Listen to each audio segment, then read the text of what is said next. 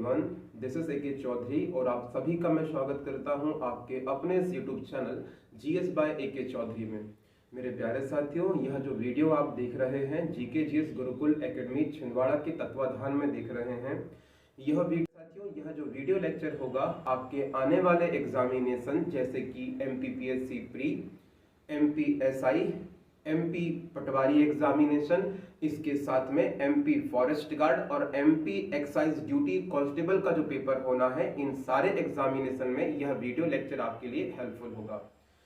मेरे प्यारे साथियों, जो विद्यार्थी अभी ऑनलाइन दिखाई दे रहे हैं, गुड इवनिंग बोल रहे हैं, उन सभी विद्यार्थियों को गुड इवनिंग। मेरे प्यारे साथियों, जिस प्रकार से अभी आप शुरुआत में इस वीडियो लेक्चर में जुड़े हैं, अंत तक इस वीडियो लेक्चर से जुड़े रहिए। मेरे प्यारे साथियों, आपसे मेरा वादा है कि इस वीडियो लेक्चर से 8 से 9 क्वेश्चन आपके पटवारी एग्जामिनेशन में और जो आपका हर एक एग्जामिनेशन जो अभी आपके सामने है, उन एग्जामिनेशन में इस वीडियो लेक्चर से क्वेश्चन पूछे जाएंगे। मेरे प्यारे साथियों, मैं अक्सर करके आपसे ऑफलाइन क्लासेस में बोलता हूँ, आपसे बातचीत करता हूँ कि जब सफलता लेने की आपने ठान ही ली है, जब आपने सफलता का दृढ़ विश्वास कर ही लिया है, तो सफलता लेकर ही लौटिए। जब आप घर जाए तो सफलता लेकर जाए, खाली हाथ ना जाए। लाइन है, आना जाना छोड़ चुके पर्वों से नाता तोड़ चुके, आना जाना छोड़ चुके पर्वों से नाता तोड़ चुके, रख दिल पर पत्थर हम अपनों से नाता तोड़ चुके। किसका दिल चाहता है यारों घर का सुख चैन गंवाने को, किसका दिल चाहता है यारों घर का सुख चैन गंवाने को, फिर भी हम घर छोड़ आए हैं जीवन सफल बनाने को। तो मेरे प्यारे साथियों, जब इतना संघर्ष किया है, जब इतनी मेहनत की है, इतना परिश्रम किया है, तो अब सफलता के अलावा कोई दूसरा उपाय नहीं हो सकता, कोई दूसरा पर्याय नहीं हो सकता। मेरे प्यारे साथियों, जो विद्यार्थी ऑफलाइन क्लासेस के माध्यम से हमसे छिंदवाड़ा में जुड़ना चाहते हैं, तो उनके लिए बिगेस्ट अनाउंसमेंट है। मेरे प्यारे साथियों, छिंदवाड़ा शहर में एमपीएसआई को लेकर हम डेडिकेटेड बैच चला रहे हैं, आप इससे भी जुड़ सकते हैं। इसके साथ में एमपी जो आबकारी विभाग की भर्ती निकली हुई है, इसके लिए भी हमारी ऑफलाइन क्लासेस संचालित हैं। इसके साथ में एमपी पटवारी और एमपी पटवारी के पूरे 8 के 8 सब्जेक्ट हम अभी डिस्कस करा रहे हैं, आपसे बातचीत करा रहे हैं। आपके लिए ये 8 सब्जेक्ट चालू हैं। इसके साथ साथ एमपीपीएससी 2022 की जो भर्ती 23 में पेपर जिसका होना है, उसके लिए भी प्री और मेंस की क्लासेस हमारे छिंदवाड़ा शहर में संचालित है। प्यारे साथियों, एक बार ऑफलाइन क्लासेस से आप जुड़े। ये ऑफलाइन क्लासेस की कुछ पिक्चर्स हैं जिसके माध्यम से बहुत सारे विद्यार्थी हमसे जुड़े हुए कहीं ना कहीं तैयारी कर रहे हैं। ओके, क्लियर है?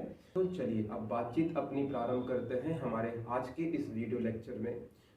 क्वेश्चन आंसर में बातचीत करेंगे, उस दौरान आपको क्वेश्चन के आंसर अपने कमेंट बॉक्स में कमेंट देते रहने हैं। हम हर एक क्वेश्चन को विथ डिटेल डिस्कस करेंगे। हम प्रयास करेंगे कि एक क्वेश्चन के अंदर कम से कम 5 क्वेश्चन आपके तैयार कराए जाए। ठीक है, चलिए हमारा आज का पहला क्वेश्चन देख लेते हैं। प्यारे साथियों, हमारा आज का पहला क्वेश्चन है, मानव शरीर की सबसे बड़ी ग्रंथि कौन सी है? ऑप्शन देख लीजिए, लार ग्रंथि, थायराइड ग्रंथि, यकृत ग्रंथि या अमाशय ग्रंथि। मेरे प्यारे साथियों, अगर आपसे एग्जामिनेशन में क्वेश्चन पूछा जाता है मानव शरीर की सबसे बड़ी ग्रंथि कौन सी है, आप निर्मोह भाव से लगाइएगा। सबसे बड़ी ग्रंथि है यकृत। कौन सी है प्यारे साथियों? यकृत। इसे इंग्लिश वाले विद्यार्थी लीवर बोलेंगे, ठीक है। लेकिन अगर पूछा जाता है मानव शरीर की सबसे बड़ी मिश्रित ग्रंथि क्या है, सबसे बड़ी मिश्रित ग्रंथि क्या है? मेरे प्यारे साथियों, सबसे बड़ी मिश्रित जो ग्रंथि है, इसका नाम बताएंगे अग्नाशय। क्या नाम है? अग्नाशय। अग्नाशय को बोलते हैं पैनक्रियास। क्या बोलते हैं साथियों? पैनक्रियास। तो क्या पढ़े? सबसे बड़ी ग्रंथि कौन सी है? यकृत, लीवर। सबसे बड़ी मिश्रित ग्रंथि कौन सी है साथियों? पैनक्रियास है, अग्नाशय है। ओके, चलिए और डिटेल डिस्कशन करते हैं। हम अगर बात करें, याद रखना किसकी? यकृत की बातचीत करें, हम बात करें यकृत की, तो प्यारे साथियों, यकृत किसका स्त्रावण करता है? तो यकृत के द्वारा स्त्रावण का कार्य किया जाता है पित्तरस का। किसका बताएंगे? पित्तरस का स्त्रावण करता है। लेकिन याद रखना, पित्तरस का संचय कहाँ पर होता है साथियों? पित्तरस का संचय होता है पित्ताशय में। कहाँ पर होता है? पित्ताशय में। इसके बाद में इसका गॉल ब्लैडर बोलते हैं साथियों। बात करें यकृत की, तो यकृत की कार्यात्मक इकाई क्या है?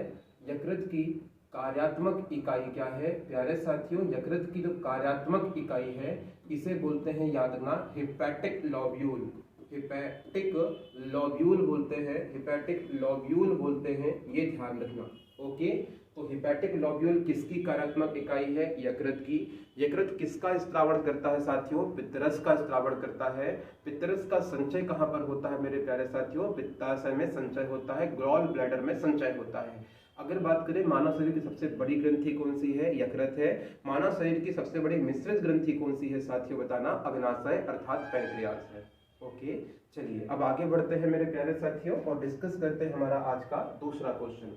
क्वेश्चन है साथियों, मनुष्य में मादा जनन अंग से किस हार्मोन्स का स्त्रावण होता है? हार्मोन्स पूछा गया है साथियों, इसीलिए इस क्वेश्चन का राइट आंसर क्या होगा बताइए? इस क्वेश्चन का राइट आंसर हो जाएगा साथियों रिलैक्सेशन। क्या पूछेगा? क्या राइट आंसर हो जाएगा? रिलैक्सेशन। तो रिलैक्सेशन जो है याद रखना, वो मादा जनन अंग से स्रावित होने वाला हार्मोन है। ओके साथियों, आगे बढ़ते हैं।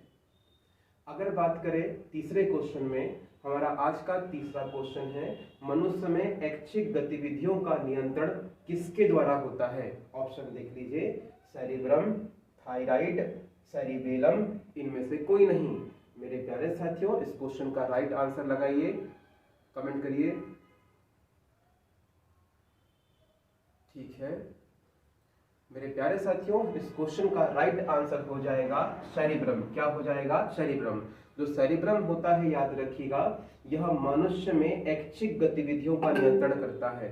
सर, यह सेरिब्रम कहां पर होता है मेरे प्यारे साथियों? यह हमारे मस्तिष्क का एक पार्ट है। ओके, चलिए थोड़ा सा डिटेल डिस्कशन इसमें कर लेते हैं हम।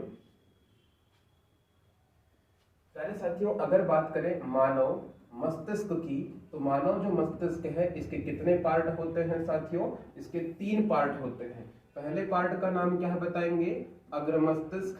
दूसरे पार्ट का नाम क्या है? मध्य मस्तिष्क। तीसरे पार्ट का नाम क्या है साथियों? पश्च मस्तिष्क। क्या है बताएंगे? पश्च मस्तिष्क। अग्र मस्तिष्क कितने पार्ट होते हैं? अच्छा, इंग्लिश वाले विद्यार्थी भी ध्यान रखना, मानव मस्तिष्क जो है ये 3 भागों में डिवाइड है। Human brain is divided into 3 parts. मेरे प्यारे साथियों, एक बात पुनः देखिए, जो मानव मस्तिष्क है ये 3 भागों में डिवाइडेड है। Human brain is divided into 3 parts. First part जो है, जिसे हमने अग्र मस्तिष्क लिख रखा है, अग्र मस्तिष्क को बोलते हैं याद रखना फोर ब्रेन। जो आपने मध्य मस्तिष्क लिख रखा है इसे बोलते हैं मिड ब्रेन, और जो पश्च मस्तिष्क आपने लिख रखा है इसे हिंड ब्रेन के नाम से जानते हैं।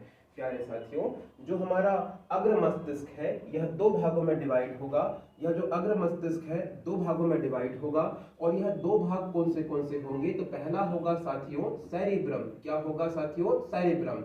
सेरिब्रम के बारे में बात कर लेते हैं। मानव मस्तिष्क के अंदर जो सेरिब्रम होता है यह हमारे सोचने, समझने, चिंतन आदि के लिए उत्तरदायी क्या होता है बताएंगे? याद रखना, सेरिब्रम होता है। इसके साथ साथ में सेरिब्रम जो होगा याद रखना, मनुष्य के अंदर जितनी भी ऐच्छिक क्रियाएं हैं, जितनी भी याद रखना ऐच्छिक गतिविधियां होती हैं, जैसे कि आपका अभी पढ़ना, आपका अभी लिखना, आपका अभी सोचना, याद रखना हमारा अभी बोलना, चलना फिरना, यह जो गतिविधियां होती हैं ऐच्छिक होती हैं साथियों। और ऐच्छिक गतिविधियों पर नियंत्रण कौन रखेगा? सेरिब्रम रखेगा। ओके, इसका दूसरा पार्ट जो होता है मेरे प्यारे साथियों, इसको हम बोलते हैं डायसेफेलॉन। जी हाँ, हमारे फोर ब्रेन का दूसरा पार्ट क्या है बताएंगे? डायसेफेलॉन है, डायसेफेलॉन है साथियों। और जो डायसेफेलॉन है ये याद रखना 2 भागों में डिवाइड होगा। पहले पार्ट को हम बोलेंगे याद रखिएगा थैलेमस। क्या बोलेंगे साथियों? थैलेमस बोल देंगे। और दूसरे पार्ट का नाम क्या बताएंगे? हाइपोथैलेमस। क्या बोलेंगे? हाइपोथैलेमस के नाम से जानेंगे, थैलेमस के नाम से जानेंगे। इन हाइपोथैलेमस किसके लिए उत्तरदायी होता है याद रखिएगा? तापांतर। जी हाँ, हमारा तापांतर, ठंडा गर्म पहचानने की क्षमता, भूख लगने की क्षमता, प्यास लगने की क्षमता, साथ में बात करें प्रेम, घृणा इत्यादि के लिए क्या उत्तरदायी बताएंगे? हाइपोथैलेमस उत्तरदायी है। क्लियर है साथियों? तो ध्यान रखिएगा, ये सारी चीजें आपको ध्यान रखना है। अग्र मस्तिष्क कितने पार्ट में डिवाइड है? 2 पार्ट में डिवाइड है, सेरिब्रम में डिवाइड है और डायसेफिलॉन में डिवाइड है। सेरिब्रम क्या काम करेगा? मानव शरीर के अंतर्गत, याद रखिएगा, जितनी भी ऐच्छिक क्रियाएं हैं इनको नियंत्रित करेगा। इसके साथ साथ में बात करें जो मनुष्य के अंदर बोलेंगे, याद रखना, ऐच्छिक क्रियाएं जैसे कि बात करें बोलना है, लिखना है, पढ़ना है, यह जो ऐच्छिक क्रियाएं होती हैं, साथ में सोचने, समझने, चलने फिरने इत्यादि कार्यों के लिए सेरिब्रम उत्तरदायी होता है। इसके साथ बात करें डायसेफिलॉन कितने पार्ट में डिवाइड होगा? तो 2 पार्ट में डिवाइड होगा, थैलेमस और हाइपोथैलेमस। थैलेमस की बात करें, हाइपोथैलेमस होगा और हाइपोथैलेमस भूख, प्यास, प्रेम, घृणा इत्यादि के लिए उत्तरदायी होता है साथियों। तो ऐच्छिक क्रिया जो क्वेश्चन पूछा गया था, ऐच्छिक क्रियाओं के लिए क्या उत्तरदायी होगा साथियों? सेरिब्रम उत्तरदायी होने वाला है। आई होप सो क्वेश्चन बिल्कुल क्लियर है आपके लिए। तो ये सारी चीजें हम डिटेल से डिस्कशन करते हुए आगे बढ़ेंगे। हम चलते हैं अपने अगले क्वेश्चन में। हमारा आज का चौथा क्वेश्चन देख लीजिए। क्वेश्चन है, मानव शरीर का तापक्रम कहाँ नियंत्रित होता है? तो तापक्रम नियंत्रित के लिए हमने बोले थे, याद रखना, जो हमारा हाइपोथैलेमस है, हाइपोथैलेमस से साथियों यही तापक्रम नियंत्रित करेगा। जी हाँ, एक बार पीछे वाले लेक्चर को देख लीजिए। ये डायसेफिलॉन के अंदर याद रखना जो हाइपोथैलेमस है यह प्रेम, घृणा, भूख, प्यास और याद रखिएगा साथ में हम बात करें तो ताप नियंत्रण के लिए भी उत्तरदायी हो जाएगा। ओके साथियों, चलिए आगे बढ़ जाते हैं अगले क्वेश्चन में। मोस्ट इंपॉर्टेंट क्वेश्चन है साथियों, एग्जामिनेशन में जो पिछले बार का एमपी पुलिस का जो एग्जामिनेशन था उसके अंदर क्वेश्चन पूछा गया था कि अमीबा में भोजन का अंतर्ग्रहण किसके द्वारा होता है? जी हाँ, इसके 2 कार्य होते हैं साथियों। अमीबा का जो भोजन का अंतर्ग्रहण है ये किसके माध्यम से होता है? और एक क्वेश्चन और पूछता है कि अमीबा के लिए चलने के लिए, अमीबा में चलने के लिए क्या उत्तरदायी है? तो दोनों क्वेश्चन ध्यान रखना, भोजन का अंतर्ग्रहण किसके द्वारा होता है और अमीबा के चलने के लिए क्या उत्तरदायी है? दोनों का राइट आंसर होगा साथियों कूटपाद। क्या होगा साथियों? कूटपाद। आपको समझाते हैं कि ये कूटपाद क्या है साथियों। तो ये देख लीजिए, मान लीजिए कि ये अमीबा है, मानना है आपको, ओके, मानना है भाई। तो मानना है तो याद रखना, ये जो आपको दिखाई दे रहे हैं, ये जो हिस्से दिखाई दे रहे हैं इनको कूटपाद बोलते हैं। और जो भोजन का अंतर्ग्रहण अमीबा करेगा वो इन्हीं क्षेत्रों से करेगा, इन्हीं क्षेत्रों से जो अमीबा है अपने भोजन को ग्रहण करता है और इसे ही बोलते हैं, याद रखना, अमीबा का कूटपाद। ओके, क्लियर है साथियों। चलिए आगे बढ़ जाते हैं, बात करते हैं मोस्ट इंपॉर्टेंट क्वेश्चन, निम्न में से कौन सा एंजाइम लार में पाया जाता है? प्यारे साथियों, एक क्वेश्चन को डिस्कस नहीं करेंगे, इसके अंदर बहुत सारे क्वेश्चंस हम डिस्कस करते हुए चलेंगे। हम बात करते हैं जो लार होती है, लार, मानव शरीर की जो लार होती है साथियों, ये कौन स्त्रावित करता है? मानव शरीर की जो लार होगी इसका स्त्रावण किसके द्वारा होगा?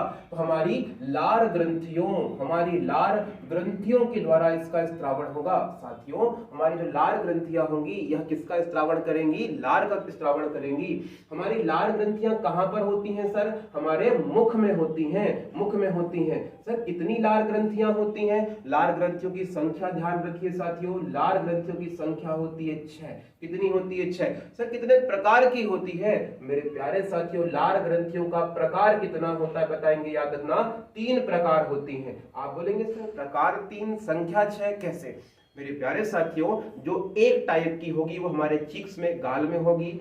एक टाइप की जो दूसरे टाइप की होगी कहना चाहिए वो हमारे, याद रखना, यहां पर होगी। इसके साथ में अगर हम बात करें जो तीसरे टाइप की होगी वो, याद रखना, हमारे अंदर का जो ये हिस्सा है, ये जो हमारा अंदर का हिस्सा है, या मैं कह सकता हूं ये कान के जो बिल्कुल लगता हुआ क्षेत्र होगा वहां पर होगी। तो 3 प्रकार की लार ग्रंथियां होती हैं। कुल कितनी होती हैं बताएंगे तो याद रखना 6 होती हैं साथियों। एक और क्वेश्चन एग्जामिनेशन में पूछा जाता है कि लार ग्रंथि, माफ कीजिएगा, जो लार है इसका पीएच मान कितना होता है? तो लार का पीएच मान हमारे एग्जामिनेशन में पूछा गया है कि लार का पीएच मान कितना है? मेरे प्यारे साथियों 6.8 पीएच मान होता है। ओके, आप बोल रहे होंगे सर 1 मिनट रुक जाइए, राइट आंसर क्या है? क्वेश्चन क्या था हमारा? निम्न में से कौन सा एंजाइम लार में पाया जाता है? मेरे प्यारे साथियों ये हमने फैक्ट पढ़ लिए। अब चलते हैं हम, याद ना, लार के अंदर। तो मेरे प्यारे साथियों बात करें जो हमारी लार होती है इसमें 2 प्रकार के एंजाइम पाए जाते हैं साथियों। पहले का नाम होता है टाइलिन। पहले का नाम क्या है साथियों? टाइलिन। जी हाँ, आपको क्वेश्चन का आंसर मिल गया साथियों। राइट राइट आंसर क्या हो जाएगा? टाइलिन, ऑप्शन नंबर सी हो जाएगा। एक और एंजाइम होता है साथियों, ध्यान रखना, एक और एंजाइम है। इस एंजाइम को हम किस नाम से जानते हैं? तो ध्यान रखिए साथियों, अगर हम बात करें टाइलिन तो है ही है, साथ में अगर बात करें एक और एंजाइम पाया जाएगा जिसे हम बोलेंगे लाइसोजाइम। लाइसोजाइम के नाम से जानते हैं साथियों। तो कितने प्रकार के एंजाइम होते हैं? 2 प्रकार के होते हैं। पहले कौन सा होता है सर? टाइलिन होता है। दूसरा क्या होता है सर? लाइसोजाइम होता है। कार्य भी पढ़ते हुए चलिए साथियों। कार्य क्या होते हैं? जो टाइलिन होगा साथियों, टाइलिन होगा, जो मुख में आया हुआ भोजन होगा, इसके स्टार्च को माल्टोज में कन्वर्ट करेगा। जी हाँ, जो टाइलिन होता है, याद रखना, यह हमारे मुख में आए हुए भोजन में उपस्थित जो स्टार्च है उसको माल्टोज में कन्वर्ट कर रहा है। इसका मतलब क्या हुआ? इसका मतलब पढ़ते चलिए साथियों, मतलब ये हुआ कि मानव शरीर में भोजन का पाचन कहां से प्रारंभ होता है? मुख से। मुख में किसका पाचन प्रारंभ होता है? कार्बोहाइड्रेट। किसका प्रारंभ होता है बताएंगे? कार्बोहाइड्रेट। आपके मन में फिर एक द्वंद्व आएगा, सर कार्बोहाइड्रेट का पाचन, आप तो बोले रहे कि स्टार्च का माल्टोज में परिवर्तन होता है। मेरे प्यारे साथियों, स्टार्च क्या है? स्टार्च कार्बोहाइड्रेट का ही एक प्रकार है।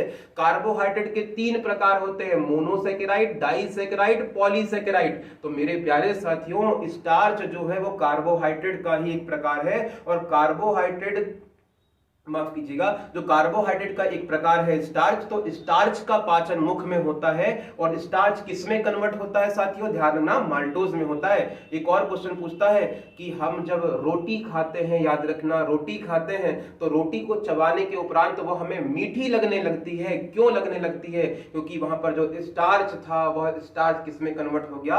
माल्टोज में। मेरे प्यारे साथियों, रिवाइज कर लीजिए एक बार। हमने क्वेश्चन देखे कि भाई बताइए निम्नलिखित में से कौन सा एंजाइम लार में पाया जाएगा? तो राइट आंसर क्या हो जाएगा बताएंगे? टाइलिन हो जाएगा।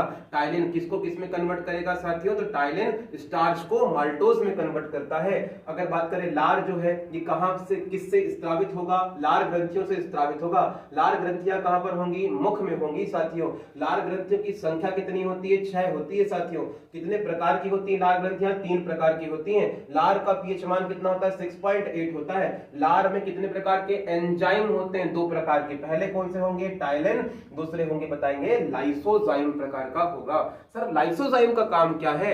मुख में आए हुए, लाइसोजाइम का काम होता है मुख में आए हुए, याद रखिएगा, जो हानिकारक कीटाणु है, बैक्टीरिया है, इनको नष्ट करने का काम कौन करेगा? लाइसोजाइम करेगा। ओके, क्लियर है? चलिए थम्स अप कर दीजिएगा। इसके बाद में उपरांत याद रखिएगा कि अगर कोई चीज आपको समझ में नहीं आई तो आप कमेंट कर दीजिएगा, उसका आंसर भी आपको बकायदा दिया जाएगा। ओके, क्लियर है साथियों? चलिए आगे बढ़ते हैं, कुछ नई बातचीत करते हैं हमारे अगले क्वेश्चन के तहत। ऊर्जा उत्पादन के लिए कोशिका प्रायः किसका प्रयोग करती है? ऊर्जा उत्पादन के लिए जो कोशिका है वो किसका प्रयोग करती है? ऑप्शन देख लीजिए, अमीनो अम्ल का, ग्लूकोज का, वसा अम्ल का या सुक्रोज का। मेरे प्यारे साथियों, इस क्वेश्चन का राइट आंसर आप कमेंट कर सकते हैं।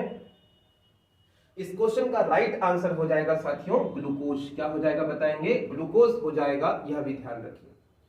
तो याद रखें, जो कोशिका होती है ऊर्जा उत्पादन के लिए किसका प्रयोग करती है बताएंगे? ग्लूकोज का प्रयोग करती है। ये ध्यान रखिए, वेरी वेरी इंपॉर्टेंट है।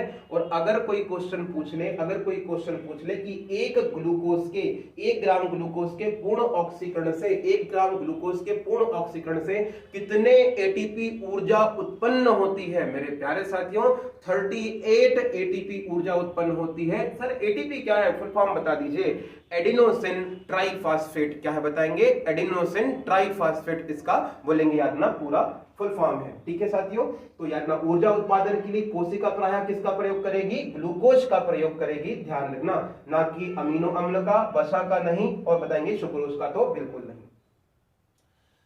किस अभिक्रिया के द्वारा पौधों में ऑक्सीजन बाहरी वातावरण से कोशिकाओं में पहुंचता है? क्वेश्चन एक बार फिर से देख लीजिए।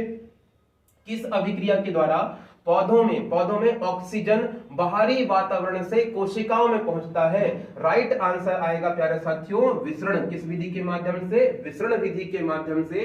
जो याद रखना, ऑक्सीजन होता है ये बाहरी वातावरण से याद रखना कोशिकाओं में पहुंचता है। तो option number B is the right answer. कुछ साथी लगा भी रहे हैं, बिल्कुल लगा रहे हैं, राइट आंसर है साथियों ऑप्शन नंबर बी।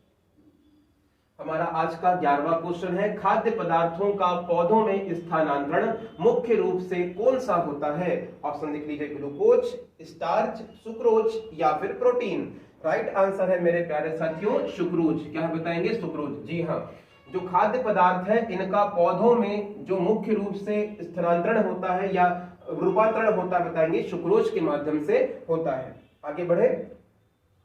आगे बढ़ते हैं। एक स्वस्थ मनुष्य का रक्तचाप होता है, यानी एक स्वस्थ मनुष्य का रक्तचाप कितना होना चाहिए? ये क्वेश्चन है प्यारे साथियों। ऑप्शन लिख लीजिए, 90/60, दूसरा ऑप्शन है 120/80, 200/130, तीसरा ऑप्शन है 200/130, चौथा ऑप्शन है 140/160। लगाइए राइट आंसर।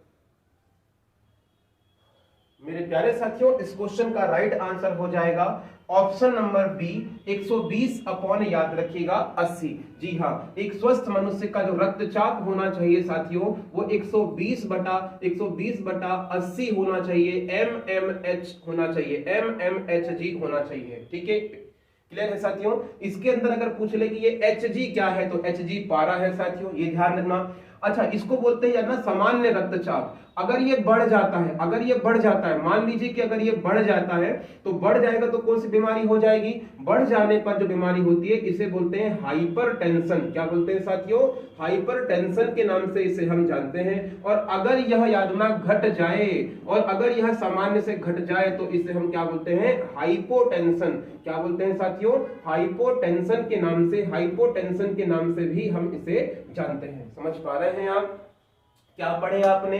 याद रखना, जो मानव शरीर का रक्तचाप है वो 120/80 mmHg होना चाहिए। ये डिजिट भी ध्यान रखिएगा साथियों, mmHg होना चाहिए। अगर यह बढ़ जाता तो क्या हो जाएगा? हाइपरटेंशन हो जाएगा। घट जाएगा तो क्या हो जाएगा बताएंगे? हाइपोटेंशन हो जाएगा। पक्की बात है साथियों। आगे बढ़ते हैं, चर्चा करते हैं। क्वेश्चन नंबर 13वां है हमारा, मनुष्य के मस्तिष्क की सबसे बाहरी झिल्ली कौन सी होती है? मानव मस्तिष्क की सबसे बाहरी झिल्ली कौन सी होती है? यह क्वेश्चन है साथियों। तो मानव मस्तिष्क की सबसे बाहरी जो झिल्ली होती है इसे हम किस नाम से जानते हैं? इसे हम देखेंगे। ऑप्शन देख लीजिए, पायामीटर, मीटर, ड्यूरामीटर, एरेक्नाइड। मेरे प्यारे साथियों इस क्वेश्चन का हम आपको आंसर बताएं उससे पहले, आपके आंसर भी आ रहे हैं, बहुत अच्छी बात है, लेकिन उससे पहले आप थोड़ा सा जान लीजिए कि मान लीजिए यह मस्तिष्क है, इसे रफ करते हैं। मान लीजिए यह मस्तिष्क है, तो मस्तिष्क के ऊपर याद रखना एक पतली झिल्ली पाई जाती है, एक पतली झिल्ली पाई जाती है और यह 3 स्तरीय झिल्ली होती है। जी हाँ, यह त्रिस्तरीय झिल्ली होती है, यह भी ध्यान रखिए मेरे प्यारे साथियों। यह जो मानव मस्तिष्क होता है, मानव मस्तिष्क के ऊपर याद रखिएगा 3 प्रकार की झिल्ली पाई जाती है, 3 प्रकार की झिल्ली पाई जाती है। इसे हम किस नाम से जानते हैं इस पर भी हम आज बात करेंगे। ये 3 प्रकार की झिल्ली पाई जाएंगी। जो सबसे ऊपर की झिल्ली है याद रखना, इसे हम किस नाम से जानते हैं? सबसे ऊपर की जो झिल्ली दिखाई देती है इसे हम बोलते हैं ड्यूरामेटर। क्या बोलते हैं साथियों? ड्यूरामेटर बोल देते हैं, तो ड्यूरामेटर है। मध्य झिल्ली को हम बोलेंगे याद ना पायामेटर, पायामेटर। और फिर जो तीसरी झिल्ली होती है याद ना इसे बोलते हैं एरेक्नाइड। क्या बोलते हैं बताएंगे? एरेक्नाइड बोल देते हैं। तो प्यारे साथियों पायामेटर, ड्यूरामेटर, एरेक्नाइड, इन तीनों में याद रखना जो ड्यूरामेटर है सबसे बाहरी झिल्ली है। ड्यूरामेटर सबसे बाहरी झिल्ली है, यह ध्यान रखना। तो मानव शरीर की सबसे बाहरी झिल्ली कौन सी बताएंगे? ड्यूरामेटर है।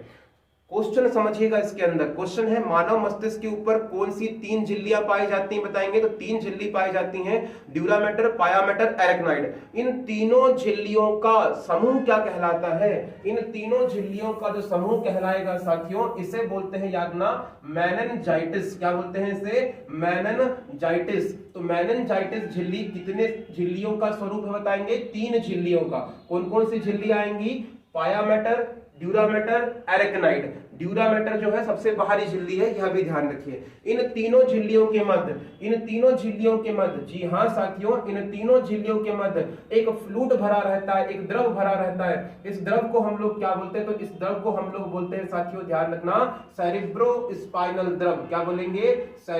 सेरिब्रोस्पाइनल द्रव के नाम से, फ्लूइड के नाम से हम इसे जानते हैं। तो क्या पढ़ा साथियों आपने अब तक? आपने अब तक यह पढ़ा है मानव मस्तिष्क की सबसे बाहरी झिल्ली कौन सी है साथियों? इसको बोलते हैं ड्यूरा मैटर। मानव मस्तिष्क की सबसे बाहरी झिल्ली का नाम क्या है? Dura mater. और दो कौन सी झिल्लियां होती हैं सर? तो और जो दो शेष बची झिल्ली है इनका नाम है एरेक्नाइड और पाया मैटर। इनके मध्य में कौन सा फ्लूइड भरा रहेगा? इनको बोलेंगे सेरिब्रो स्पाइनल फ्लूइड बोलेंगे।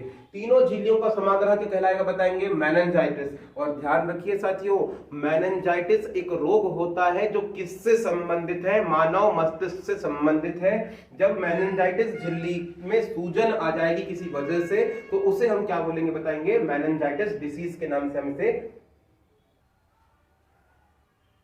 प्यारे साथियों आगे बढ़ते हैं अगले क्वेश्चन में। मनुष्य में सूंघने की क्षमता को नियंत्रित कौन करता है? ऑप्शन देख लीजिए, ऑप्टिकल पाली, घ्राणेंद्रिय पाली, सेरिब्रम या इनमें से कोई नहीं। मेरे प्यारे साथियों इस क्वेश्चन का राइट आंसर हो जाएगा, इस क्वेश्चन का राइट आंसर है घ्राणेंद्रिय पाली। क्या बोलते हैं इसे? घ्राणेंद्रिय पाली। जी हाँ, आपके राइट आंसर है साथियों। जिस प्रकार से आप कमेंट कर पा रहे हैं बिल्कुल राइट आंसर है, बहुत बढ़िया। याद रखना घ्राणेंद्रिय पाली के नाम से हम इसे जानते हैं। तो घ्राणेंद्रिय पाली है, याद रखना, ये मानव मस्तिष्क में होती है और गंध पहचानने के लिए उत्तरदायी होती है। मेरे प्यारे साथियों यह हमारे मनुष्य शरीर में कम विकसित होती है, लेकिन जो डॉग्स होते हैं उनके अंदर वेल्स होती हैं, जो ब्लू वेल्स होती है उनके अंदर ये अधिक विकसित होती है। इसीलिए याद रखना जो डॉग्स होते हैं वो हमसे अधिक गंध पहचानने की क्षमता रखते हैं। मेरे प्यारे साथियों आगे बढ़ जाते हैं अगले क्वेश्चन की तरफ। मनुष्य में बुद्धि और चतुराई के लिए क्या उत्तरदायी है? अर्थात मनुष्य में बुद्धि और चतुराई का केंद्र क्या है? प्यारे साथियों हमने पहले या दूसरे क्वेश्चन के अंदर डिस्कशन किए थे। मनुष्य के अंदर बुद्धि यानी कि सोचने समझने की क्षमता के लिए क्या उत्तरदायी है बताएंगे? सेरिब्रम। क्या उत्तरदायी साथियों? सेरिब्रम उत्तरदायी है। आगे बढ़ जाते हैं। सोलर कुकर में मेरे प्यारे साथियों फिजिक्स के क्वेश्चन आ गए हैं, ध्यान पूर्वक देखिएगा। सोलर कुकर में किसका प्रयोग किया जाता है? सोलर कुकर के अंदर याद ना अवतल दर्पण का प्रयोग करते हैं, उत्तल दर्पण का प्रयोग करते हैं, समतल दर्पण का प्रयोग करते हैं या इनमें से कोई नहीं? प्यारे साथियों ध्यान रखना, जो हमारा सोलर कुकर होता है इसके अंदर हम किसका प्रयोग करते हैं? तो इसके अंदर ध्यान रखना हम प्रयोग करते हैं बताएंगे अवतल दर्पण का। जी हाँ, हम अवतल दर्पण का प्रयोग करते हैं। ये 10th का प्रैक्टिकल था, आप लोगों को याद होगा जहां तक। क्लियर है? आगे बढ़ते हैं साथियों।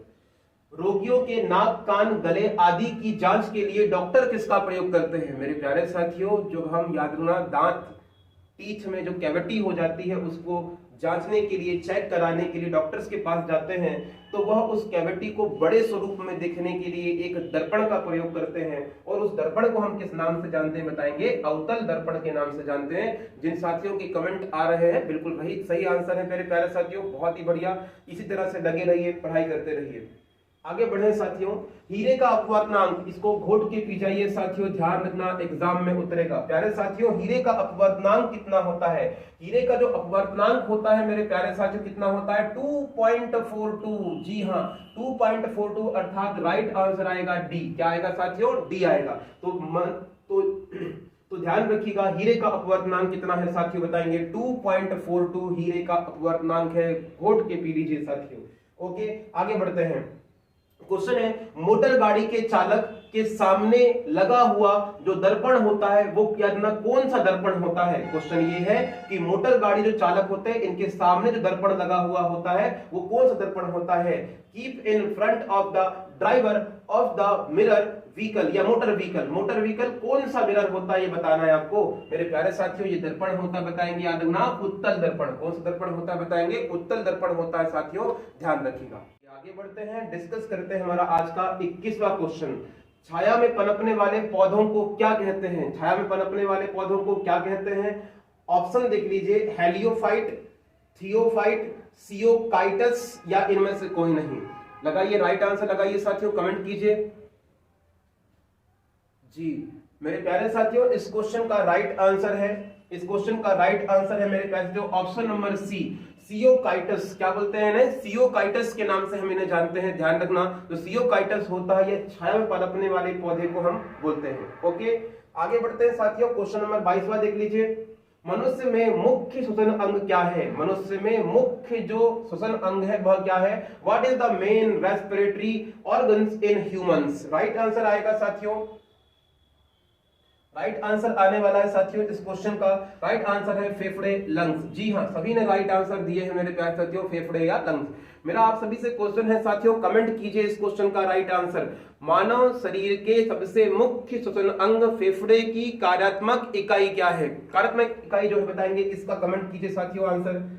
याद रखिएगा, अगर हम बात करें जो फेफड़े हैं एक मुख्य श्वसन इकाई है, और बात करें फेफड़ों की, याद रखना ये जो फेफड़े होते हैं इनकी संख्या कितनी होती है साथियों बताएंगे, 2 होती है। इनका आकार कैसा होता है साथियों? तो इनका आकार होता है शंक्वाकार। कैसा होता है साथियों? शंक्वाकार इनका आकार होता है। और जैसे कि आपके कमेंट आ भी रहे हैं मेरे प्यारे साथियों, फेफड़ों की जो कार्यात्मक इकाई होती है, फेफड़ों की जो कार्यात्मक इकाई होती है, इसे बोलते हैं याद रखना एल्वियोली, या इसे हम बोलते हैं याद रखना वायुकोश के नाम से हम इसे जानते हैं, याद रखना वायुकुपिकाओं के नाम से हम इसे जानते हैं। अगर आपने यह कमेंट में लिखा है तो याद रखिए आप सभी सही हैं प्यारे साथियों, बिल्कुल ठीक है। आगे बढ़ते हैं, तो याद रखना इसकी कार्यात्मक इकाई क्या है साथियों? कार्यात्मक इकाई का नाम है वायुकुपिका। क्या बोलते हैं साथियों? वायुकुपिका के नाम से हम इसे जानते हैं। पक्की बात है, एल्वियोली इंग्लिश में बोलते हैं। अगले क्वेश्चन की तरफ में आगे बढ़ते हैं साथियों। निम्न में से कौन सी बीमारी श्वसन तंत्र से संबंधित है? डायरिया, टीबी, निमोनिया, इनमें से ऑप्शन नंबर बी और सी दोनों। मेरे प्यारे साथियों, इस क्वेश्चन का राइट आंसर हो जाएगा ऑप्शन नंबर डी, अर्थात याद रखना टीबी बीमारी जो है यह भी किससे संबंधित बताएंगे? श्वसन तंत्र से संबंधित है। और अगर बात करें निमोनिया जो है यह याद रखना निमोनिया जो है यह भी श्वसन तंत्र से संबंधित है, इसे भी ध्यान रखिएगा। ओके, आगे बढ़ते हैं, डिस्कस करते हैं हमारा आज का 24वां क्वेश्चन। उच्च रक्तचाप की अवस्था को क्या कहा जाता है? प्यारे साथियों ध्यान रखिए, कुछ देर पहले ही हमने इस क्वेश्चन का राइट आंसर डिस्कशन किया था कि जो मानव शरीर का सामान्य रक्तचाप है ये कितना होता है साथियों? बताएंगे याद ना 120/80। कितना होता है? 120/80। लेकिन यह रक्तचाप अगर बढ़ जाए, मान लीजिए 130/80 हो जाए, तो इसे अपन लोग क्या बोलते बताएंगे? हाइपरटेंशन। क्या बोलते हैं? हाइपरटेंशन। लेकिन अगर ये घट जाए 110/80 हो जाए तो इसे बोलते हैं हाइपोटेंशन। क्या बोलते हैं साथियों? हाइपोटेंशन। जी हाँ, आपके बिल्कुल राइट आंसर आ रहे हैं। क्वेश्चन का राइट आंसर हो जाएगा बताएंगे हाइपरटेंशन। और कम हो जाए रक्तचाप तो क्या बोलेंगे? हाइपोटेंशन। समझ पा रहे हैं साथियों? चलिए आगे बढ़ जाते हैं, डिस्कस करते हैं। मछलियों में उत्सर्जी पदार्थ क्या है? व्हाट? ऑप्शन देख लीजिए साथियों, अमीनो अम्ल, यूरिक अम्ल, यूरिया या फिर अमोनिया। जी हाँ, शायद आपको चौथा ऑप्शन ना दिखाई दे रहा हो। राइट आंसर है साथियों, चौथा ऑप्शन है साथियों अमोनिया। साथियों इस क्वेश्चन का राइट आंसर है ऑप्शन नंबर डी। क्या बोलेंगे? Option number D, ammonia. तो जो हमारी फिशेस होती हैं याद ना, ये किसका उत्सर्जन करती हैं? उत्सर्जी पदार्थ के रूप में तो अमोनिया का उत्सर्जन करती हैं। और चूंकि हमारी मछलियां याद में जो मछलियां होती हैं ये अमोनिया का उत्सर्जन करती हैं, इसीलिए इनको क्या बोलते हैं बताएंगे? अमीनोटैलिक। क्या बोलते हैं इन्हें?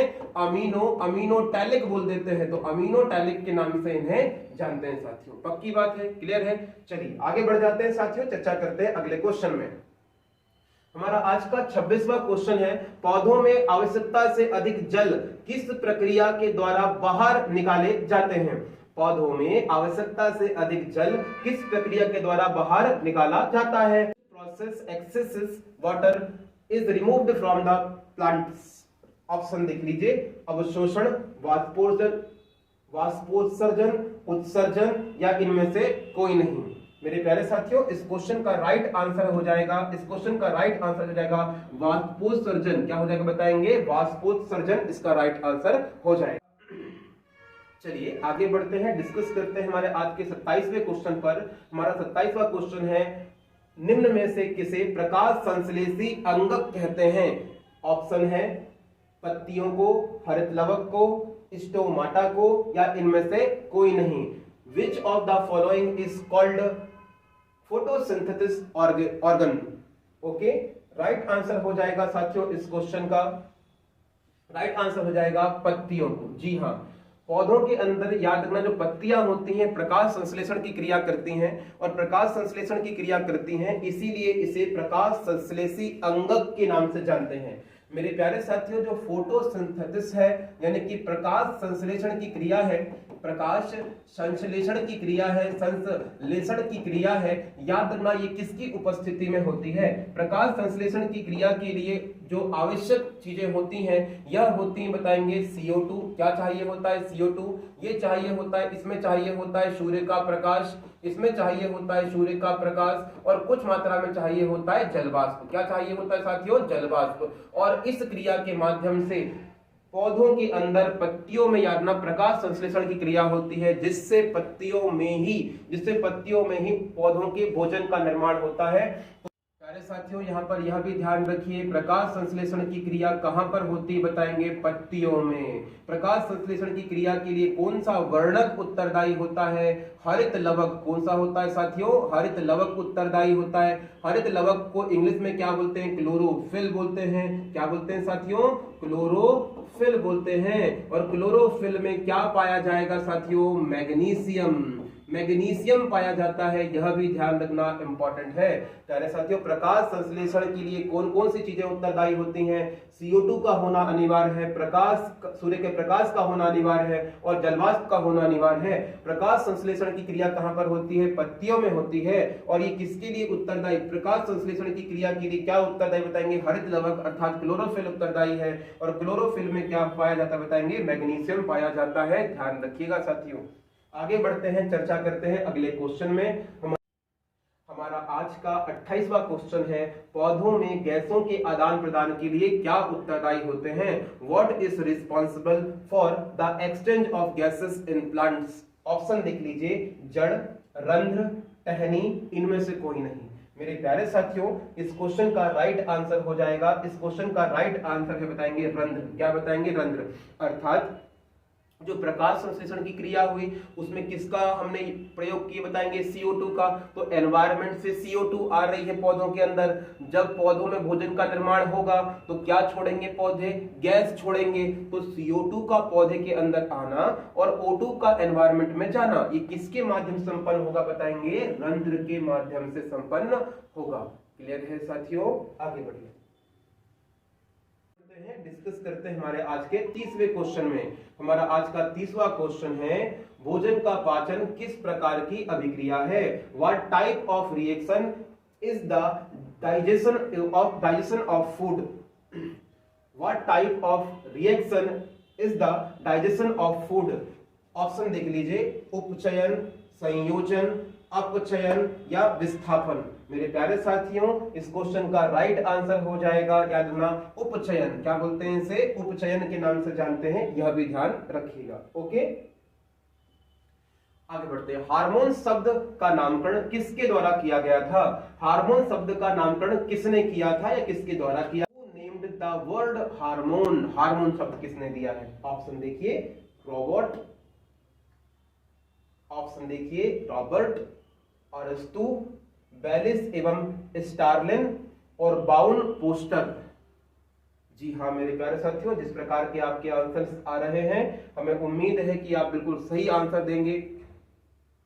कुछ विद्यार्थियों की गलत आंसर है यहाँ पर, याद रखिएगा। इस क्वेश्चन का राइट आंसर है वेलिस और स्टार्लिन। क्या है साथियों? वेलिस और स्टार्लिन जो है बताएंगे इस क्वेश्चन का राइट आंसर है। तो वेलिस और स्टार्लिन जो हुए, इन्होंने हार्मोन शब्द बोलेंगे दिया था। ओके, आगे बढ़ जाइए। पृथक्करण का नियम किसके द्वारा दिया गया था? हमारा आज का 32वां क्वेश्चन है, पृथक्करण का नियम किसने दिया था? Who gave the law of, क्या बोलते हैं, सेग्रीगेशन। तो ऑप्शन देख लीजिए, एसिशियंस ने, डार्विन ने, मेंडल ने, बेबिलियंस ने। ओके, इस क्वेश्चन का राइट आंसर हो जाएगा साथियों मेंडल ने। जी हाँ, ग्रेगर जॉन मेंडल है, इन्होंने पृथक्करण का नियम दिया था, सेग्रीगेशन का नियम इन्होंने प्रदान किया था। ओके, हमारा आज का 33वां क्वेश्चन देखिए साथियों, जीव विज्ञान शब्द का सर्वप्रथम प्रयोग किसने किया था? Who first used the word biology? Biology word का सबसे पहला प्रयोग किसने किया है? ऑप्शन देखिए, लेमार्क तथा ट्रेविरनस, वॉन मॉल ने, पुरकिंजे ने, अरस्तु महोदय ने। मेरे प्यारे साथियों, इस क्वेश्चन का राइट आंसर हो जाएगा लैमार्क और ट्रेविरेनस ने। जी हाँ, जो जीव विज्ञान शब्द है, बायोलॉजी शब्द है, ये किसने दिया बताएंगे? लैमार्क और ट्रेविरेनस ने दिया है। जो अरस्तु है, इन्हें जीव विज्ञान का जनक बोलते हैं। तो शब्द किसने दिया है साथियों? तो जीव विज्ञान शब्द देने वाले विद्वान कौन है बताएंगे? लैमार्क और ट्रेविरेनस। लेकिन जीव विज्ञान के फादर किसको बोलते हैं? Who is the father of biology? तो राइट आंसर आएगा बताएंगे, याद रखना, कौन आने वाला है? अरस्तु। कौन आने वाले हैं? अरस्तु महोदय आने वाले हैं, यह ध्यान रखिएगा, इंपॉर्टेंट है। आगे बढ़ते हैं साथियों। वनस्पति विज्ञान के जनक के नाम से जाने जाते हैं। Who is known the father of botany? Botany के जनक कौन है साथियों? थियोफेस्टस, डार्विन, पुरकिंजे, अरस्तु। मेरे प्यारे साथियों, इस क्वेश्चन का राइट आंसर हो जाएगा थियोफेस्टस। क्या हो जाएगा साथियों? थियोफेस्टस। जी हाँ, थियोफेस्टस को हम बोलते हैं वनस्पति विज्ञान के जनक। मेरे प्यारे साथियों, एक बार एक डायग्राम देख लीजिए। यह डायग्राम देख लीजिए, आपके लिए बहुत इंपॉर्टेंट है। अगर हम बात करें, याद रखना, विज्ञान की, विज्ञान जो है याद रखना कितनी शाखाओं से मिलकर बना है? विज्ञान 2 शाखाओं से मिलकर बना है। पहली शाखा को हम लोग क्या बोलते हैं साथियों? इसको हम लोग बोलते हैं बताएंगे जीव विज्ञान। और जीव विज्ञान के जनक कौन है साथियों? अरस्तु हैं। कौन है साथियों? अरस्तु हैं, ये ध्यान रखिएगा। इसके बाद में बात करें, एक शाखा होती है जिसको बोलते हैं वनस्पति विज्ञान। क्या बोलते हैं? वनस्पति विज्ञान। और इसके जो जनक है कौन है बताएंगे? थियोफेस्टस। इसके जनक हैं थियोफेस्टस हैं साथियों। और अगर बात की जाए बताएंगे रसायन विज्ञान के जनक कौन है बताएंगे? याद ना, लेवासिए। कौन है साथियों? लेवासिए हैं। तो यह भी ध्यान रखिएगा, वेरी वेरी इंपॉर्टेंट है। राइट आंसर हो जाएगा बताएंगे थियोफेस्टस। कौन हो जाएगा? थियोफेस्टस। फाइकोलॉजी में किसका अध्ययन किया जाता है? What is studies in phycology? Star बना के ध्यान रखिए साथियों इस क्वेश्चन को। इसमें सवालों का अध्ययन करते हैं। किसका अध्ययन करते हैं बताएंगे? सवालों का। मेरे प्यारे साथियों, कमेंट बॉक्स में कमेंट कीजिए कि कवक का अध्ययन क्या कहलाता है। जी हाँ, कमेंट कीजिए साथियों और बताइए कवक का अध्ययन क्या कहलाता है, ये आपको बताना है। अगले क्वेश्चन की तरफ चलते हैं। हमारा आज का 38वां क्वेश्चन है, कौन सा विटामिन रक्त का थक्का बनाने की में मदद करता है या हेल्प करता है?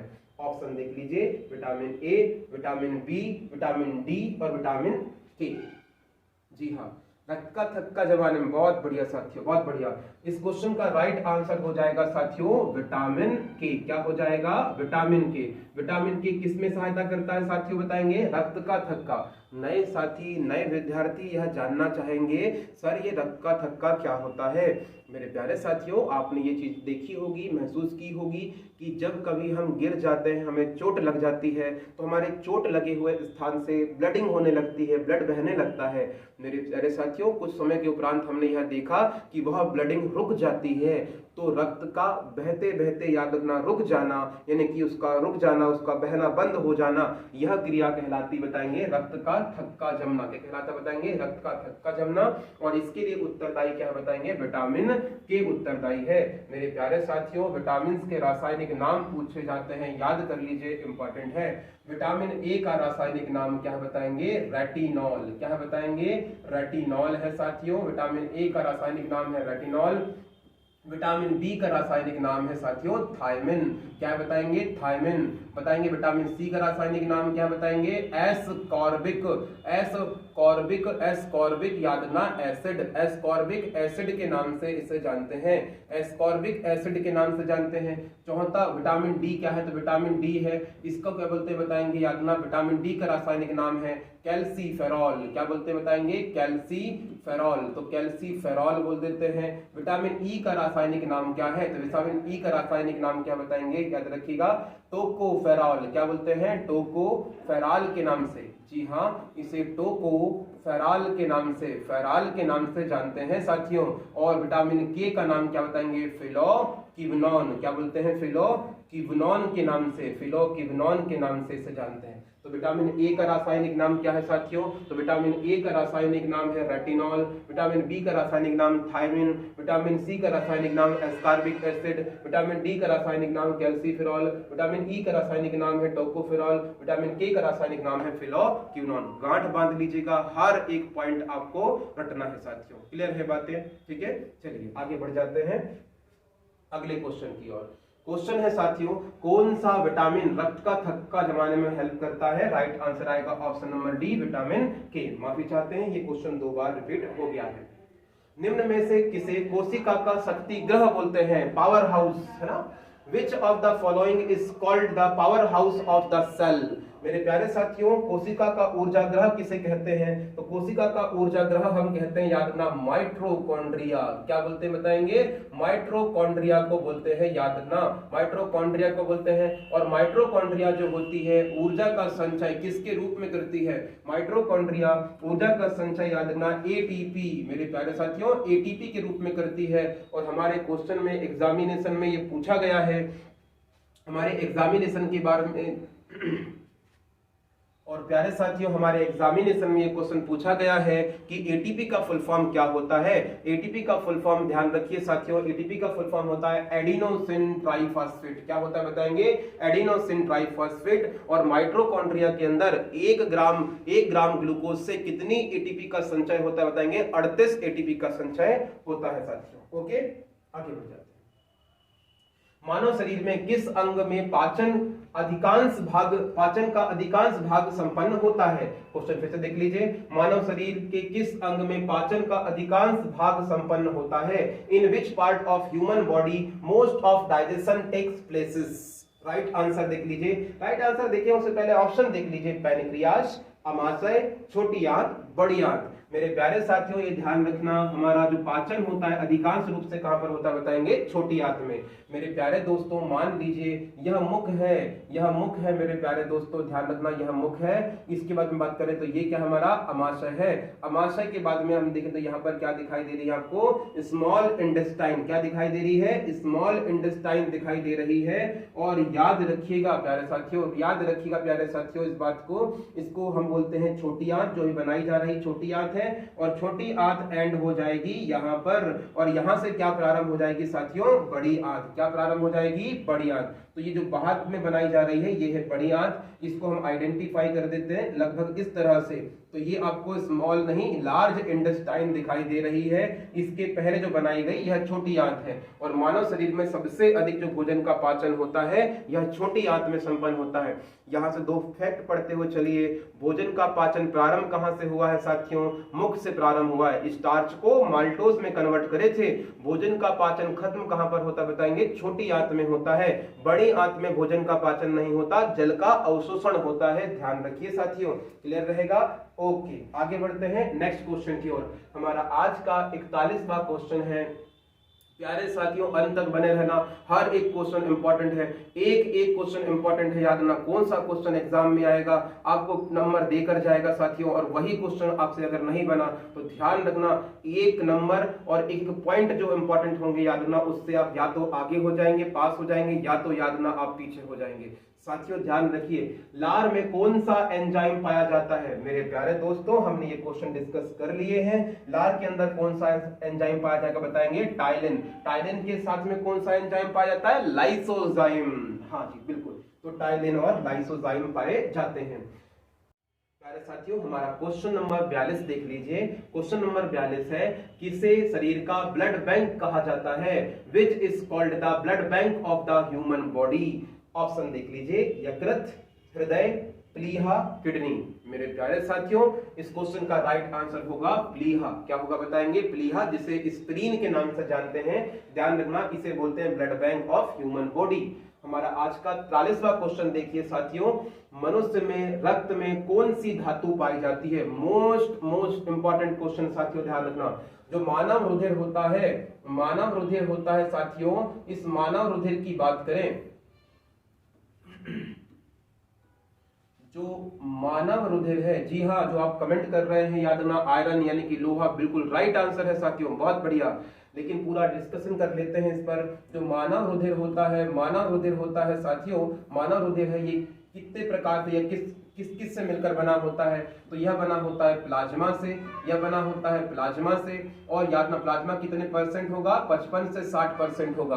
बात करें और किससे मिलकर बना होता है, रुधिर कणिकाओं से। किससे मिलकर बना होता है, रुधिर कणिकाओं से मिलकर बना होता है। और रुधिर कणिकाओं को हम लोग बोलते हैं, याद रखना, ब्लड सेल्स के नाम से इन्हें हम जानते हैं। अगर बात करें ये कितने प्रकार की होती है, तो ये 3 प्रकार की मुख्यता होती हैं। 3 प्रकार की मुख्यता होती हैं। पहली होती है जिनको बोलते हैं आरबीसी, दूसरी होती है याद रखना जिनको बोलते हैं डब्ल्यूबीसी, तीसरी होती है इनको बोलते हैं याद रखना ब्लड फ्लेटलेट्स। क्या बोलते हैं, ब्लड फ्लेटलेट्स। और जो हमारी आरबीसी होती है साथियों, आरबीसी होती है, अगर हम बात करें तो इसी आरबीसी में क्या मिलेगा, हीमोग्लोबिन। क्या मिलेगा, हीमोग्लोबिन। और हीमोग्लोबिन में क्या मिलेगा साथियों, याद रखना लोहा। क्या मिलेगा, लोहा अर्थात आयरन। क्या मिलेगा, आयरन। तो इस क्वेश्चन का राइट आंसर हो जाएगा साथियों लोहा अर्थात आयरन। ओके। और आयरन की कमी से होने वाला, जी हाँ, इसी आयरन की कमी से होने वाला जो रोग है इसको हम बोलते हैं याद ना एनीमिया। क्या बोलते हैं साथियों, एनीमिया। याद रखिएगा, वेरी वेरी इंपॉर्टेंट क्वेश्चन है। हमारा आज का 44वां क्वेश्चन है, पाचन क्रिया के दौरान प्रोटीन किसमें परिवर्तित हो जाता है। जी हाँ, जैसे मान लीजिए अपन ने दाल खाए तो दाल में क्या मिलेगा साथियों, प्रोटीन मिलेगा। हमने सोयाबीन ग्रहण करे, सोयाबीन में क्या मिलेगा, प्रोटीन। हमने मूंगफली ग्रहण करे, क्या मिलेगा, प्रोटीन। जब प्रोटीन मुख में जाएगा तो मुख में याद रखना या पेट में जाएगा तो उसका पाचन होगा। तो प्रोटीन का जब पाचन होगा तो उसको किसमें तोड़ा जाएगा, ऑप्शन देख लीजिए, ग्लूकोज में तोड़ेंगे, नहीं सर, ग्लूकोज में तो तोड़ेंगे ही नहीं। शर्करा में तोड़ेंगे, नहीं सर, बिल्कुल नहीं तोड़ेंगे। बहुत बढ़िया साथियों, बिल्कुल राइट आंसर आ रहे हैं आपके। राइट आंसर आएगा अमीनो अम्ल। क्या आएगा साथियों, अमीनो अम्ल। जब राइट आंसर आ ही गया है तो समय का दुरुपयोग नहीं करेंगे साथियों, ये ध्यान रख लीजिए। जो प्रोटीन है याद रखना, प्रोटीन है याद रखिएगा, ये किसमें तोड़ा जाता है बताएंगे, याद रखना अमीनो अम्ल में तोड़ते हैं। गांठ बांधिए साथियों, एग्जाम में उतरेगा क्वेश्चन, एग्जाम में उतरेगा क्वेश्चन की प्रोटीन की कमी से होने वाले रोग, प्रोटीन की कमी से होने वाले रोग। कमेंट कीजिए मेरे प्यारे साथियों, प्रोटीन की कमी से होने वाले रोग कौन कौन से थे। तो प्रोटीन की कमी से जो 2 रोग होते हैं इनके बारे में विशेष रूप से आपको जानकारी होना चाहिए। जो पहला रोग है इसे बोलते हैं याद ना क्वार्सी योरकर। क्या बोलते हैं, क्वार्सी योरकर बोल देते हैं, क्वार्सी योरकर। और दूसरा होता है बताएंगे मरास्मस। क्या होता है साथियों, मरास्मस होता है। जी हाँ, मरास्मस जो है बताएंगे ये भी एक डिसीज है। और क्वार्सी योरकर और मरास्मस जो रोग होते हैं याद रखना या प्रोटीन की कमी से होने वाले रोग हैं। एग्जाम में उतरेगा क्वेश्चन साथियों, अच्छे से पढ़ लीजिए। आगे बढ़ते हैं हमारे आज के 45वें क्वेश्चन की तरफ में। पीनियल ग्रंथि मानव शरीर में कहां उपस्थित होती है। पीनियल ग्रंथि मानव शरीर में कहां पर उपस्थित होती है। Where is the pineal gland present in the human body. Option देख लीजिए, लीवर में, लंग्स में, ब्रेन में, गुर्दे में अर्थात किडनी में। मेरे प्यारे साथियों, इस क्वेश्चन का राइट आंसर हो जाएगा मस्तिष्क में। कहां पर होती है, मस्तिष्क में। मस्तिष्क किसका पार्ट है साथियों, बोलेंगे केंद्रीय तंत्रिका तंत्र का। केंद्रीय तंत्रिका तंत्र किसका पार्ट है बताएंगे, हमारे नर्वस सिस्टम का। किसका बताएंगे, नर्वस सिस्टम का। ओके साथियों, ध्यान रखना भाई।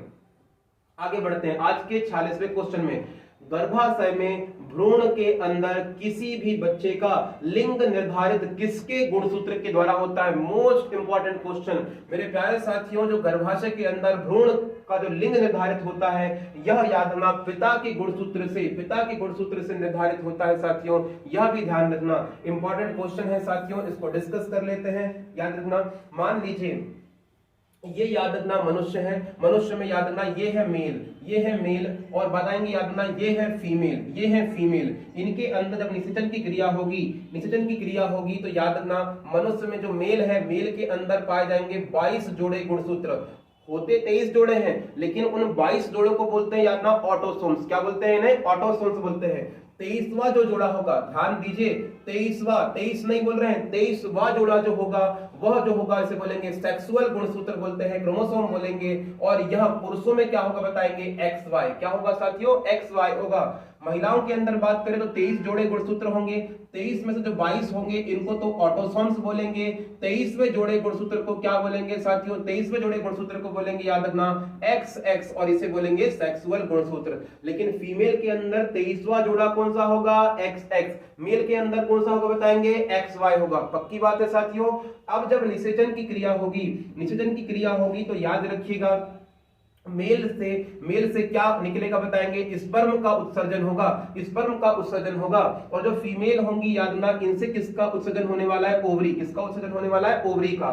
तो जब स्पर्म और ओवरी की बात करें तो स्पर्म के अंदर अगर एक्स वाई में 23वें जोड़े में से अगर एक्स आया, और अगर याद ना फीमेल जो है इनके भी एक्स वाई में से क्या आने वाला है, एक्स ही आने वाला है, एक्स आने वाला है। और इस स्पर्म और ओवरी के मिलने से जो जायगोट बनेगा मानव शरीर की पहली कोशिका, मानव शरीर की जो पहली कोशिका बनेगी जायगोट बनेगी, एम्ब्रियोन बनेगा, जायगोट बनेगा। तो इस जायगोट का लिंग क्या होने वाला है बताएंगे, याद ना XX होगा, और XX होगा तो ये जो बेबी होगा बताएंगे ये फीमेल होगा। लेकिन अगर ये पुरुष के 23वें गुणसूत्र में से इस X के स्थान पर क्या आ जाए साथियों, इस X के स्थान पर आ जाए Y, क्या आ जाए Y, तो इस भ्रूण का लिंग क्या होगा साथियों बताना, याद ना मेल होगा।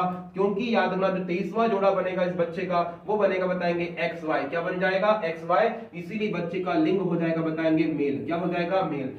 तो बच्चे का लिंग निर्धारण किसके गुणसूत्र पर होता है, बच्चे का, तो ध्यान रखिएगा बच्चे का जो लिंग निर्धारित होता है यह पिता के गुणसूत्र अर्थात क्रोमोसोम पर निर्भर होता है। पक्की बात है साथियों, क्लियर है। चलिए आगे बढ़ जाते हैं।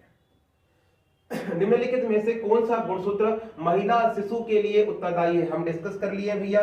महिला शिशु के लिए बात करेंगे तो महिला शिशु में क्या होगा भैया, XX होगा। और अगर याद ना ये महिला शिशु के लिए बात कर रहे हैं, और अगर पुरुष शिशु होगा तो उसमें क्या होगा, XY होगा बताएंगे मेल बच्चे में होगा। ठीक है, तो ध्यान रखना इस क्वेश्चन का राइट आंसर क्या हो जाएगा बताएंगे XX, क्या हो जाएगा साथियों XX जिम्मेदार होता है। ठीक है, आगे बढ़ जाते हैं साथियों अगले क्वेश्चन की तरफ में। हमारा अगला क्वेश्चन है साथियों, टीबिया नामक हड्डी मानव शरीर के किस अंग में पाई जाती है, in which part of human body is the bone called tibia found. तो याद रखना टीबिया जो हमारी हड्डी होती है, अस्थि होती है, ये कहां पर पाई जाती है, खोपड़ी में, हाथों में, मुंह में, टांगों में। मेरे प्यारे साथियों राइट आंसर आएगा बताएंगे टांगों में, याद रखना टांगों में। जी हाँ, हमारे शरीर की जो सबसे बड़ी अस्थि है, चलिए कुछ फैक्ट में बात कर लेते हैं। मानव शरीर की सबसे बड़ी अस्थि को क्या बोलते हैं, सबसे बड़ी अस्थि होती है फीमर, क्या होती है साथियों फीमर। सबसे छोटी अस्थि को क्या बोलते हैं, सबसे छोटी अस्थि होती बताएंगे इसको बोलते हैं स्टापेस, क्या बोलते हैं इसे स्टापेस बोलते हैं। अच्छा, फीमर कहाँ की होती है, जांग की होती है। स्टापेस कहाँ की होती है साथियों, कान की होती है। अब बात करते हैं जो हमारे पैर हैं, लेग हैं, वहां की अस्थि कौन कौन सी होती है। मेरे प्यारे साथियों जो हमारे पैर हैं, लेग हैं, वहां की जो अस्थि होती है उसमें पहली होती है फीमर। जी हाँ,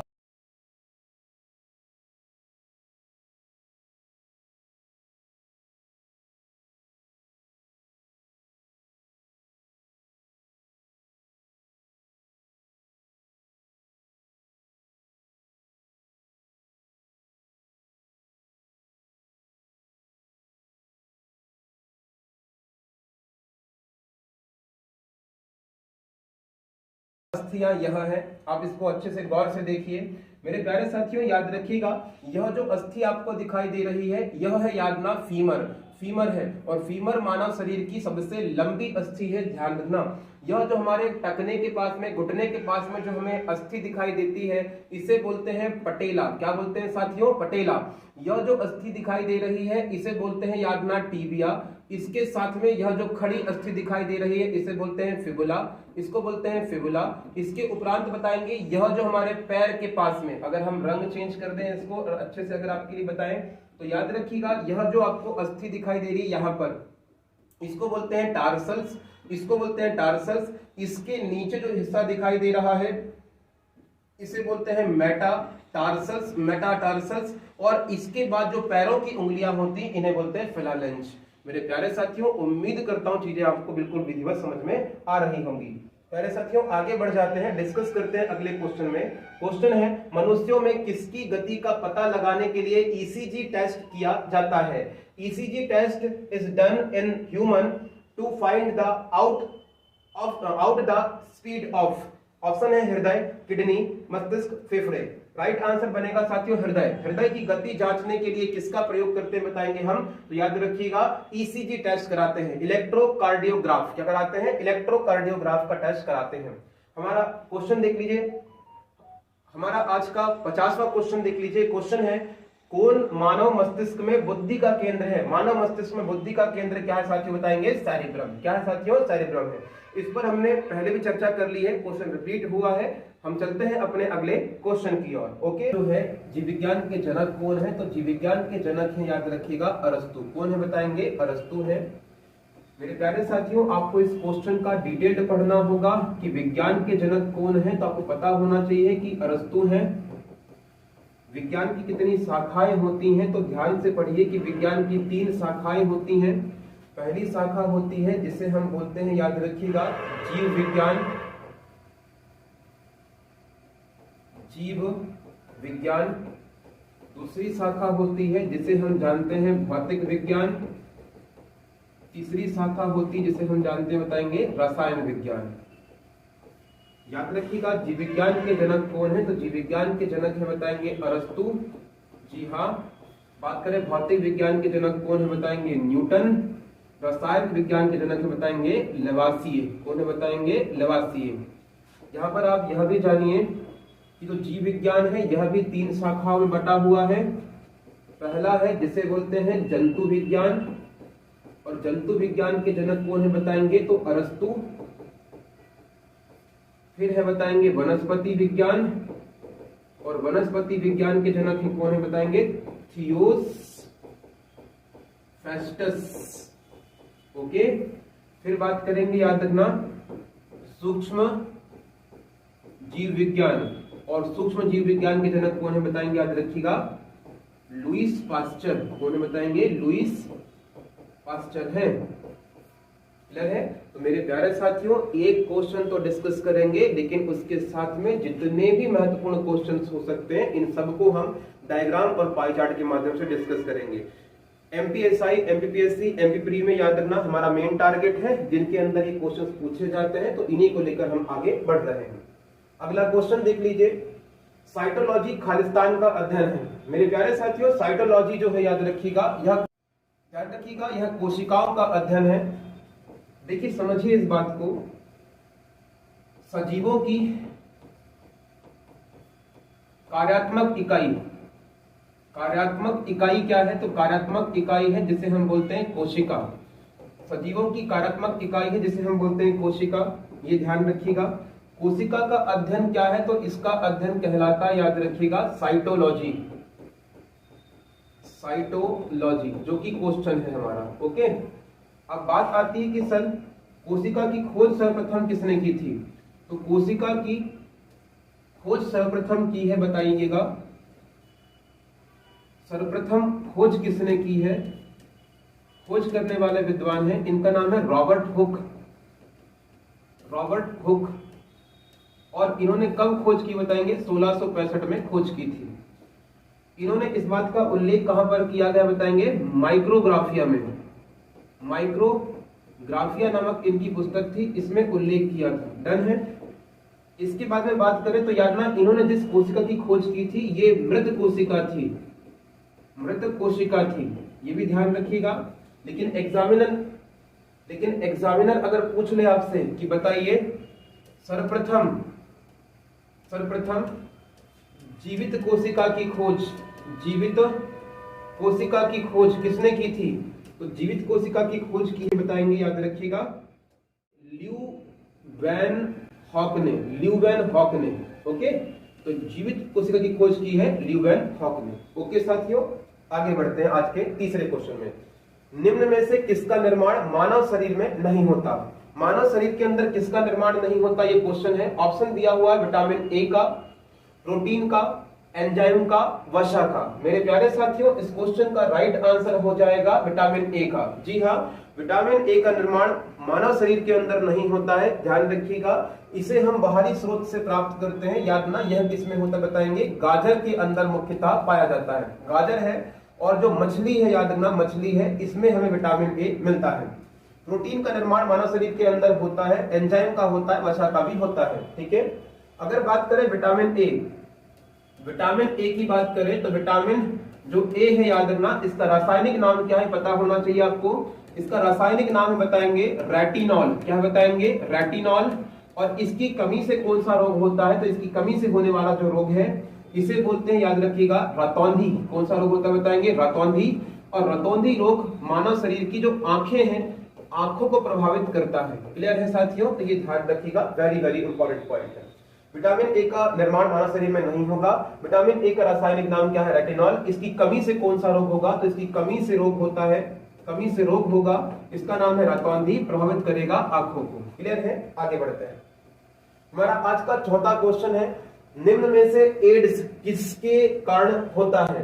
तो ध्यान रखना, जो एड्स है मेरे प्यारे साथियों, जो एड्स है वो विषाणु के माध्यम से होता है, यह ध्यान रखिएगा। अब बात करें, याद रखना, इसका वाहक क्या है? तो इसका वाहक है, बताएंगे, इसका वाहक है HIV। क्या बताएंगे? HIV। फुल फॉर्म है ह्यूमन इम्यूनो वायरस। क्या नाम बताएंगे? Human immuno virus. आपके एग्जाम में इसका फुल फॉर्म पूछा जाएगा, ह्यूमन इम्यूनो वायरस। याद रखिएगा, ये फैलता किससे है? तो जो एड्स है, याद रखना, ये फैलता कैसे है? तो बताएंगे 4 वजहों से फैलता है। 4 वजह कौन कौन सी है? तो याद रखिएगा, संक्रमित सुई, असुरक्षित यौन संबंध, याद रखना, गर्भवती माता से अपने पुत्र को, और इसके साथ में याद रखिएगा किसी संक्रमित ब्लड को, याद रखना, किसी असंक्रमित व्यक्ति को चढ़ा दिया जाए तो उससे भी बताएंगे एड्स फैलता है। क्लियर है साथियों? आगे बढ़ते हैं। नेक्स्ट क्वेश्चन है हमारा, क्वेश्चन है लाल रुधिर कणिकाओं अर्थात आरबीसी का निर्माण मानव शरीर में कहां पर होता है? तो आरबीसी का निर्माण कहां पर होता है, यह क्वेश्चन पूछा जा रहा है, ध्यान रखिएगा। तो याद ना, इसका राइट आंसर हो जाएगा, आरबीसी का निर्माण होता है अस्थि मज्जा में। जी हाँ, याद रखिएगा, ये हमारी बोन है प्यारे साथियों। मान लीजिए कि यह एक बोन है, यह बोन है। तो इस बोन के अंदर अगर हम देखें तो एक, याद रखना, यहां पर खोखला हिस्सा पाया जाएगा। ये खोखला हिस्सा पाया जाता है। इसे हम किस नाम से जानते हैं? तो इसे हम जानते हैं, याद रखिएगा, अस्थि, अस्थि गुहा के नाम से। इंग्लिश में इसे बोलते हैं, याद रखना, मैरो कैविटी। क्या बोलते हैं इसे? Marrow cavity. इसे याद रखिएगा, मैरो कैविटी के नाम से जानते हैं, ये ध्यान रखिए। अब अस्थि गुहा में एक तरल पदार्थ मिलेगा, अस्थि गुहा में एक तरल पदार्थ पाया जाता है, इसे बोलते हैं, याद रखिएगा, अस्थि मज्जा। क्या बोलते हैं इसे? अस्थि मज्जा बोलते हैं। और यह जो अस्थि मज्जा है 2 पार्ट्स में बढ़ता है। यह अस्थि मज्जा 2 प्रकार का होगा। पहला होता है जिसे बोलते हैं, याद रखना, लाल अस्थि मज्जा, लाल अस्थि मज्जा। और दूसरा होता है जिसे बोलते हैं पीत अस्थि मज्जा, पीत अस्थि मज्जा। ओके साथियों, इसके बाद में बात करें, जो लाल अस्थि मज्जा है इसे ही हम बोलते हैं रेड बोन मैरो, इसे बोलते हैं येलो बोन मैरो। मेरे प्यारे साथियों, अंतिम फैक्ट ध्यान रखिए, अगर एग्जाम में आ जाए तो जो लाल अस्थि मज्जा है इसमें किसका निर्माण होता है बताएंगे? आरबीसी का निर्माण होता है। और जो येलो बोन मैरो है इसमें किसका निर्माण होगा बताएंगे? डब्ल्यूबीसी का निर्माण होता है। तो डब्ल्यूबीसी का निर्माण होता है येलो बोन मैरो में, और ध्यान रखना रेड बोन मैरो में निर्माण होता है आरबीसी का। एक और फैक्ट पढ़ते हुए जाइए यहाँ पर, आरबीसी का रासायनिक नाम क्या है तो बताएंगे एरिथ्रोसाइट। क्या नाम है? एरिथ्रोसाइट, एरिथ्रोसाइट इसका नाम है, ये ध्यान रखना। और जो येलो बोन मैरो है इसका रासायनिक नाम क्या है? तो इसका रासायनिक नाम है ल्यूकोसाइट, ल्यूकोसाइट, याद रखना इसका रासायनिक नाम है। क्लियर है साथियों? आगे बढ़ते हैं, डिस्कस करते हैं नेक्स्ट क्वेश्चन। क्वेश्चन है, लार निम्नलिखित में से किसके पाचन में सहायता करता है? प्रोटीन के, वसा के, स्टार्च के, विटामिन के। मेरे प्यारे साथियों, जो लार होता है याद रखिएगा, यह किसके पाचन में सहायता करता है? स्टार्च के पाचन में सहायता करता है। समझते हैं प्यारे साथियों, जो लार है याद रखना, यह कहां से स्त्रावित होता है? लार स्त्रावित कहां से होता है? तो याद रखिएगा लार ग्रंथियों से, लार ग्रंथियों से। लार ग्रंथियां कहां पर होती हैं? तो याद ना, यह हमारे मुख में होती हैं। लार ग्रंथियां याद रखिएगा हमारे मुख में होती हैं। कितने प्रकार की होंगी लार ग्रंथियां? तो ध्यान ना, लार ग्रंथियां प्रकार कितने होंगे? इनके प्रकार कितने हैं? तो लार ग्रंथियों के प्रकार है 3। कितनी संख्या में होंगी? तो संख्या होगी, ध्यान रखना, कितनी? 6।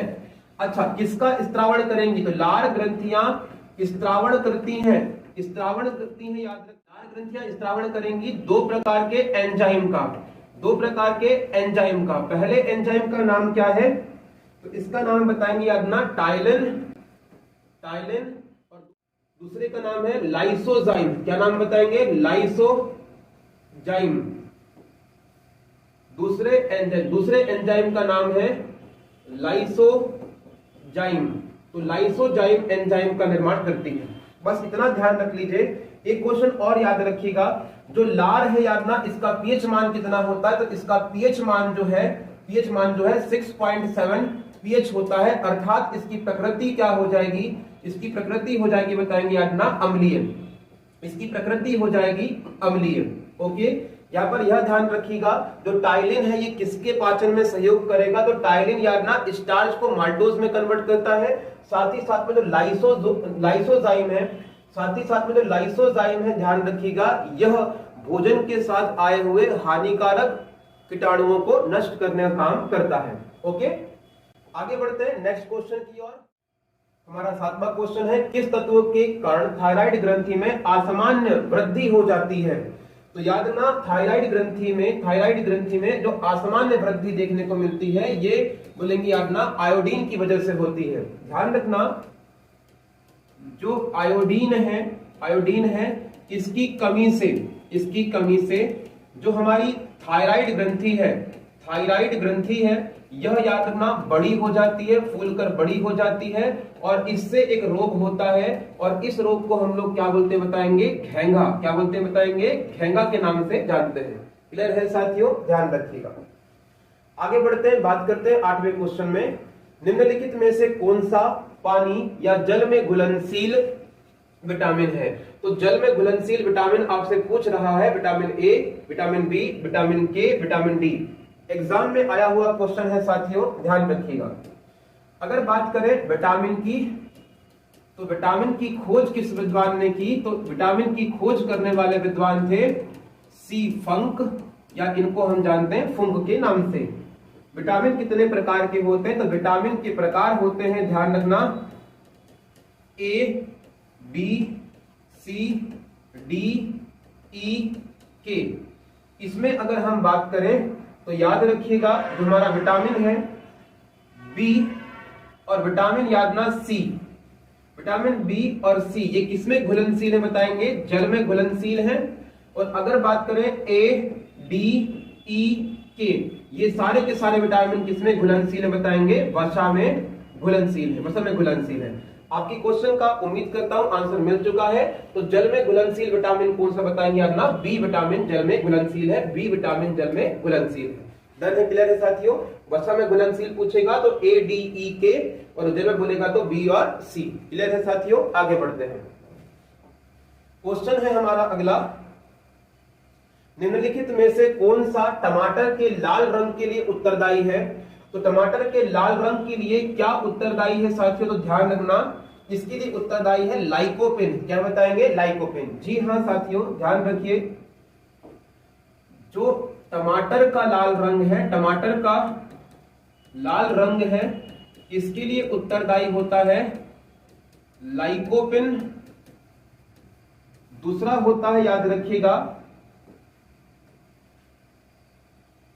जो गाजर है, गाजर का रंग है, इसके लिए उत्तरदायी है कैरोटीन। ये भी ध्यान रखिए। इसके बाद में बात करें, जो चुकंदर है हमारा, चुकंदर है, चुकंदर के रंग के लिए क्या उत्तरदायी है बताएंगे? विटामिन। विटामिन उत्तरदायी है, विटामिन उत्तरदायी है, ध्यान रखिएगा।